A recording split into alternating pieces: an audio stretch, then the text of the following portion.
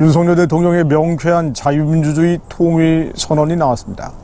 헌법에 나와 있는 대원칙인데도 불구하고 이 얘기하면은 흡수 통일하는 거냐, 평화를 파괴하는 거다, 전쟁하자는 거냐, 워낙 좌파 진영에서 맹비난을 했기 때문에 자유민주주의 통일을 하려고 했던 대통령들도 웬만해서는 이 얘기를 안 했어요. 그런데 이제는 더 이상 돌아갈 데가 없다. 대한민국에게는 유일한 선택이 자유민주주의 통일일 뿐이다. 윤 대통령도 판단한 것 같습니다. 북한이 이미 남북관계를 적대적이고 교전 중인 두 국가로 표현을 했죠. 김정은의 얘기입니다. 핵무력을 포함한 모든 물리적 수단과 역량을 동원해서 남조선 전 영토를 평정하겠다고 했어요. 북한식 흡수 통일을 하겠다라고 했습니다. 대한민국으로서는 대응하지 않을 수가 없고요. 여기에 대해서 헌법의 3조, 4조 대한민국 영토는 한반도와 그 부속도서로 한다. 통일은 반드시 평화적으로 하지만 자유민주적 기본 원칙에 의해서 한다. 이 자유민주주의적 평화 통일의 원칙을 선언한 겁니다. 윤 대통령의 8월 15일 발언을 보면요, 한반도 전체가 자유민주주의 통일국가가 만들어진 날, 그날이 완전한 광복이 실현되는 것이다. 맞는 얘기죠. 대한민국의 역사적 정통성, 이념적 정체성을 주장하는 쪽에서는 항상 해왔던 얘기들입니다. 이걸 대통령이 수용을 한 거예요.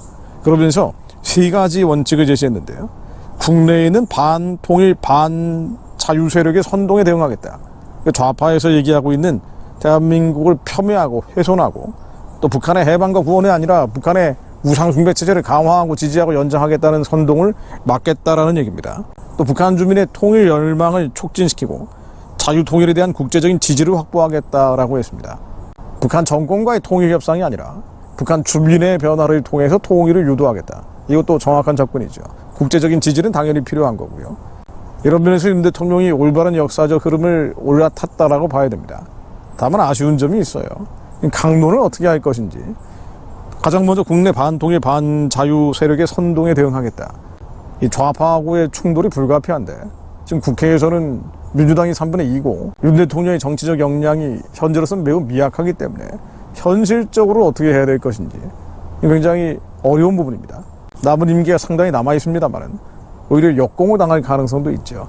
그렇다고 해서 포기할 수는 없죠. 대통령이 계속 선포하고 팩트와 진실과 자유를 선언하는 것밖에 없습니다. 계속 외쳐야 돼요. 자유와 정의와 진실은 이것이다. 대한민국 헌법에 나와 있는 원칙이 이것이다. 끊임없이 외쳐야 됩니다. 그리고 또 한 가지 아쉬운 것은요, 인도적 지원 얘기를 했어요. 이 인도적 지원이 현재 김영호 통일부 장관이 인도적 지원에 대해서 지지하는 입장이다 보니까 인도적 지원은 북한을 변화시키는 중요한 수단이다라고 착각을 하고 있는 것 같아요. 그러나 수십 년의 남북 분단 역사를 통해서 인도적 지원이라는 것은 투명성 확보가 되지 않는 한 북한 체제 지원, 정권 지원으로 유도될 수밖에 없다라는 게 이미 확인돼 왔거든요. 지원을 하는 쪽에서 원하는 시기, 원하는 대상, 원하는 사람들에게 주면은 당연히 인도적 지원을 해야 되겠죠. 그리고 주민들의 의식 변화를 만들어낼 테지만 그게 아니라 북한 정권을 통해서 주민에게 흘러가게 하는 것은 정권의 마피아식 전체주의 구조를 강화시키는 것에 불과하죠.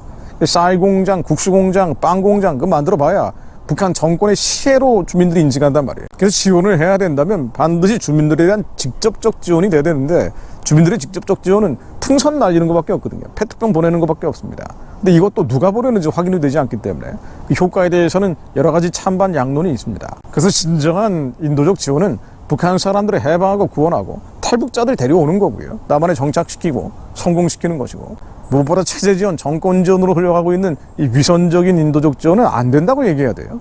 근데 윤 대통령은 이런 것에 대한 분별이 없는 것 같아요. 김영호 장관이 하는 얘기를 그대로 받은 것 같습니다. 그래서 구체적인 수단 방법을 보면은 인도적 지원 얘기를 하고 있어요. 이거 엉뚱한 얘기를 하는 거죠. 이런 면에서 아쉬운 점이 많습니다. 진정으로 북한의 해방과 구원과 자유민주주의 통일을 하려면 자유의 보루들을 확고히 하는 게 중요합니다. 어떤 나라든지 공산주의, 전체주의로부터 막아낼 수 있는 보루는요, 기업이 있고 군대가 있고 교회가 있습니다. 그러니까 군대, 교회, 기업이 공산화를 만든 주축으로 기능해 온 거예요. 기업은 건드릴 수가 없고 교회도 건드릴 수 없다면 그럼 군대입니다. 윤 대통령은 군 통수권자로서 군 정신교육부터 해야 돼요. 안보교육부터 해야 됩니다. 근데 안보교육, 정신교육 신원식 국방부 장관도 안 했죠. 예전에 이명박 대통령 때는요, 군 정신교육 엄청나게 했습니다. 박근혜 대통령 때도 마찬가지로 이어졌고요. 심지어 공무원 교육까지 했어요. 그 민노총 소속돼 있는 공무원 노조 말이에요. 공무원 노조 소속 공무원들 모아놓고 헌법 교육을 했습니다. 자유민주주의 통일 교육을 했단 말이에요. 근데 윤 대통령 때는 전혀 안 하죠. 이게 적폐로 몰려서 곤욕을 치렀기 때문에 엄두를 내지 않는 거예요. 그럼 어떻게 할 거예요? 근데 자유민주주의 통일을 위해서 반통일 반자유 세력의 선동에 어떻게 대응을 할 겁니까? 북한 주민들의 의식을 어떻게 변화시킬 거예요? 군인들 교육을 시켜야 돼요. 장병들 교육을 시켜야 됩니다. 사관 학교부터 교육시켜야 돼요. 육군사관학교, 해군사관학교, 공군사관학교 그 학생들 모아다가 한번 물어보십시오. 자유민주주의를 통일해야 되는 게 맞느냐라고 물어보세요. 아마 10%도 안 나올 것 같아요. 예전에도 한 20%밖에 안 나왔거든요. 나머지는 다 평화통일만 하고 있는 거예요. 평화통일. 그 연방제가 뭐냐라고에 대해서 전혀 분간이 없는 겁니다. 군 통수권자라면 당연히 군인교육, 장병교육 그리고 간부교육 시켜야 돼요. 구체적인 강론이 빠지고 강론으로 제시된 게 인도적 지원으로만 가면은 허공치는 얘기가 되고 맙니다. 자, 이건 정치적인 영역에서 우리가 분별해야 될 사안이고요. 우리는 기도하는 사람들이기 때문에 이 모든 걸 위해 기도합니다. 하나님께 올려드립니다. 하나님의 말씀이 실제가 될 수 있도록 선포할 때 교회가 바뀌죠. 자유의 주축 중에 가장 중요한 축, 바로 교회가 새롭게 될 때 윤 대통령의 의식도 바뀌고 군대도 바뀌고 기업도 바뀌겠죠. 근본적인 해결책은 교회에 있습니다. 교회가 새롭게 되기 위해 하나님의 마음, 예수의 심장을 가진 자들이 일어날 수 있도록 우리는 말씀을 완전하고 순결하고 정결한 말씀을 선포합니다.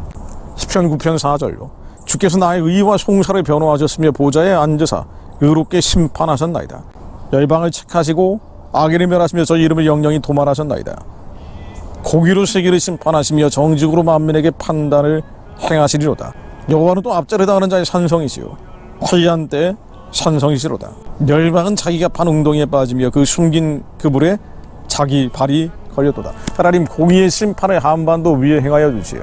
정의로 임하여 주시오. 하나님이 두려워하지 않는 자들, 교만하고 오만한 거만한 자들의 뿔을 꺾으시며 하나님이 대적하는 자들, 하나님이 참칭하며 성도들을 핍박하는 자들, 죄 없는 자들의 피를 계속 땅에 쏟고 있는 김정은 우상숭배 정권이 하루속히 평화적으로 무너지게 하시오. 이 민족의 심판이 아니라 부흥을 허락해 주옵소서. 그것을 위해 교회가 기도하게 하옵소서. 북한의 우상숭배 체제가 평화적으로 무너질 것을 선포하게 하시오. 뭐 윤석열 대통령 보고 이래라 저래라 평가하기 전에 우리가 변화되게 하시오. 회개의 불길이 일게 하시오. 우리도 몸을 가졌은즉 몸을 가진 자가 학대받는 것을 아파하는 자리 되게 하시오. 예수 그리스도 이름으로 북한 열고 땅끝까지 복음 전할 길을 열어내는 자들, 이 민족교회 사용해 주옵소서. 예수 그리스도 이름으로 기도드립니다.